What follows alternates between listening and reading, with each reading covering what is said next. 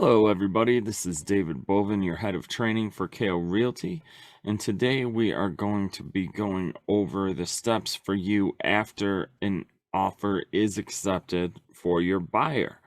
So this is after you've submitted, you've negotiated the price, you've gotten the executed contract and disclosures turned in. They're in with the attorney, they're in that loop. So what's next? Okay. So now you have the 5 days for attorney review and inspection. That means that basically you are going to have 5 days, generally business days. So the weekend typically doesn't count. Over the years, I've had a few attorneys who did count weekend days. So might be something you want to ask about just to ensure and remind them, especially if they're an attorney that is very busy. Sometimes things slip through the cracks. It's better for you to ask than not, okay? But preferably you're going to speak to your client prior to an offer being submitted about inspections so that you can choose the inspector and get it scheduled as soon as you have an executed contract. You only have 5 days. So you need to get that scheduled, get the inspector out there, get the inspection report back, and decide if you want anything fixed or you want a credit for anything within that 5-day period. Okay. Now, just because you want something doesn't mean that the seller is going to give it to you. They may just say no, they may negotiate some kind of other offer. So when it comes to inspections, some of the biggest things you need to realize is that you're really only supposed to negotiate for a credit if there are safety or structural issues. For instance, if a furnace or a roof is dangerous, not just because it's old or if it's not functioning. Old electric wiring that's dangerous or cracks in the concrete foundation, okay? These are reasons to ask for them to fix or give a credit. You do not want to ask for a credit for paint or new floors because you don't like the style, right? As long as that's functioning, you shouldn't ask for a credit for it. If the AC is 15 years old, but it's functioning fine, you shouldn't ask for a credit for it, okay? Now, if you do ask for a credit for something or you ask for them to fix something, have information to back it up, okay?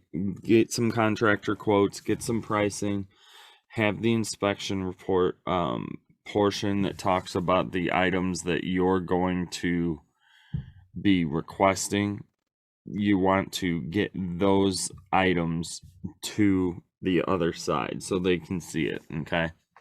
That's going to be the best way for you to go ahead and negotiate those inspection items. Like I said, sometimes they will come back and be agreeable. Other times you get people who say, I'm not doing nothing. And then it's really just a matter of how bad your client wants the home. You know, do they want it more than the other person wants to sell it? Are those items something really going to prohibit them from purchasing? After the inspection is done and everything is agreed upon, the lender, if there is a lender, is going to send out for an appraisal. If it's a cash, generally there's not going to be an appraisal. If there is, it's just because the buyer wants one on their own and it has nothing to do with the lending of money. But with the appraisal for people that are getting a loan, generally you want to go, the listing agent will go to the appraisal, is they want to provide data that helps the appraiser see the value is correct. I suggest contacting the listing agent if you're working for the buyer, which you are, and asking if they'll be attending and if they plan on bringing comps. You can always try to be collaborative with the agent on these items. So if they say, no, I'm not going to go, no, I'm not going to be giving any comps, say, okay, would you mind if I went and gave some comps? You know, there's nothing wrong with asking. They may not be comfortable with that. They may say no. But it's worth the ask, in my opinion. Constant communication is very important. After an appraisal is done, the majority of your job is now communication. So make sure you keep in touch with all parties, your client, the attorney, the lender, once a week to ensure everything's going smoothly and that they don't need anything from you. Because the last thing you want to do is drop the ball. Okay? You don't want to be the reason that something goes wrong. Also, don't forget about your client now. No news is not good news. Call and say what's going on. Even if it's just status quo, that's okay. Be honest. Just say, hey, things are moving along. No new information for you, but if something does come up, I will let you know ASAP. Okay?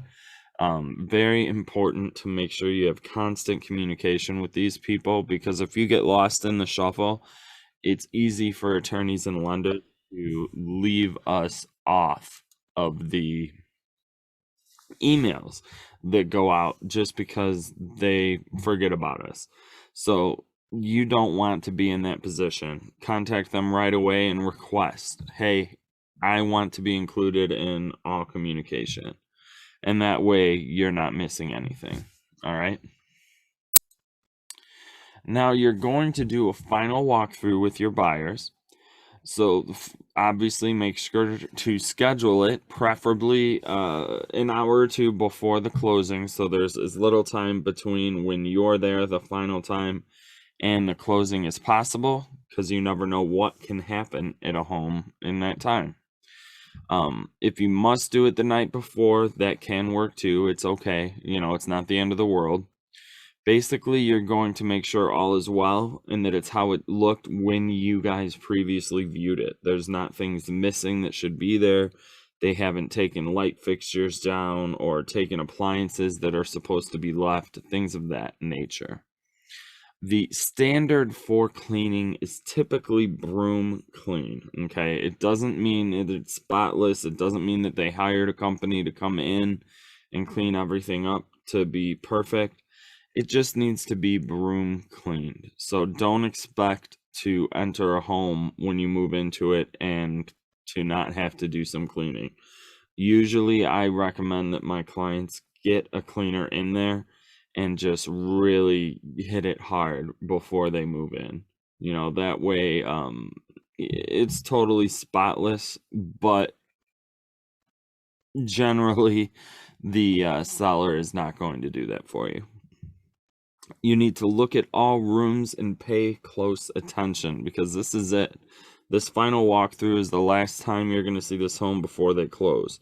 So pay attention to the walls. Make sure that the water's running. Make sure that the gas is on. Make sure that you don't see anything weird, okay? Make sure you turn on the heat. If it's of the time of year, you can turn on the AC. Turn on the AC and test it. These are all big items you want to make sure are going and working and that things are good to go, okay? The seller should not be present for this final walkthrough unless you request it. There are times where I have had buyers request that the seller be at the final walkthrough to explain some special nuances of the home. Sometimes people have special rooms or special items, or there's a hot tub and they need to know how to get it going and how to clean it, or maybe, there's a million different things that could happen. If your client wants the seller to be there, you can request it. Generally, I'm against it because worst case scenario, they get into it, don't like each other, and one of them decides to walk away from the deal, right? You don't want that to happen. Now, at the closing, generally you are at a closing to provide conversation and moral support for your client. The buyer is going to have a ton of paperwork to sign, so don't bother them and start conversation at inopportune times. Save it for when you're just sitting around. But do it, okay? Because they need to be comfortable. They want to see you. They want to see that you're smiling and that everything's going well. It just makes them comfortable to know that they have someone on their side there other than their attorney. Once everything is finished, you will be handed a check to deposit at any Chase bank. kaletraining.com for that information, and in Alta, which is the master settlement statement. You'll need to upload the Alta into .loop in order to be paid. So don't forget about that. If you don't have that and you don't have it uploaded into .loop, you will not be paid. We have to have that statement. So make sure you do that. If you've never done a transaction with Kale before, make sure that before your closing, we have you set up with ACH so that you can be direct deposited right away.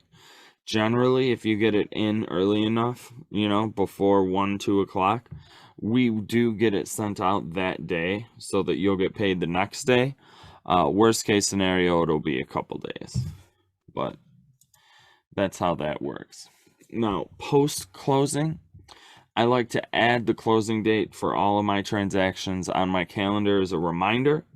You'll want to contact these clients and say, hey, thanks for your business. Can't believe it's been a year. Can't believe it's been 5 years, however long it's been. Ask for referrals. See how things are going, if there's anything you can help them with. Right after the closing, okay, and generally you want to actually do this before the closing while you're still fresh top of mind and they feel like they need you. So usually the week before closing, I actually ask for a review on whichever platform you prefer, the one that you get the most use out of. So if it's Facebook business pages, Zillow, Yelp, Google, whatever it is that you prefer, just make sure that you get a review. Reviews are huge. Closing gifts, yay or nay. So it really depends on your personality as well as keeping things reasonable, right? Because ultimate goal is to work by referral.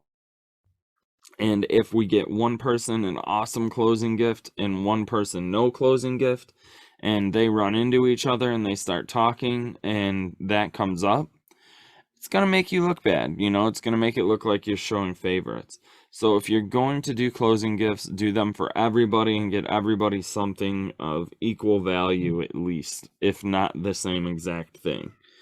All right, that's going to be very important for you because believe it or not, I've had this happen. I had some close friends that used me to sell a house and to help them purchase a house. And then some friends that were more just people that I was acquainted with, I helped do the same thing. But obviously the first couple, the husband stood in my wedding. We've known each other our whole lives, it's a big deal. So I got them a really nice, cool present for their house. It was a really expensive, cool poster.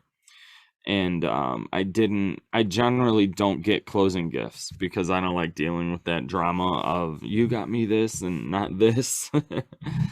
But someone else found out about it and they were offended. They thought that it was weird that I didn't get it, that maybe I didn't like them, or that they were bad clients, or that I think they're bad people, things of that nature. So just make sure that if you're doing closing gifts, keep it equal. Get one for everybody. Okay. With that, I'm going to go ahead and end our training. If you have any questions, go ahead and unmute yourself or ask in the chat right now. If not, I will talk to you guys next week. Thank you very much. You can always reach me, David@kalerealty.com. Thanks.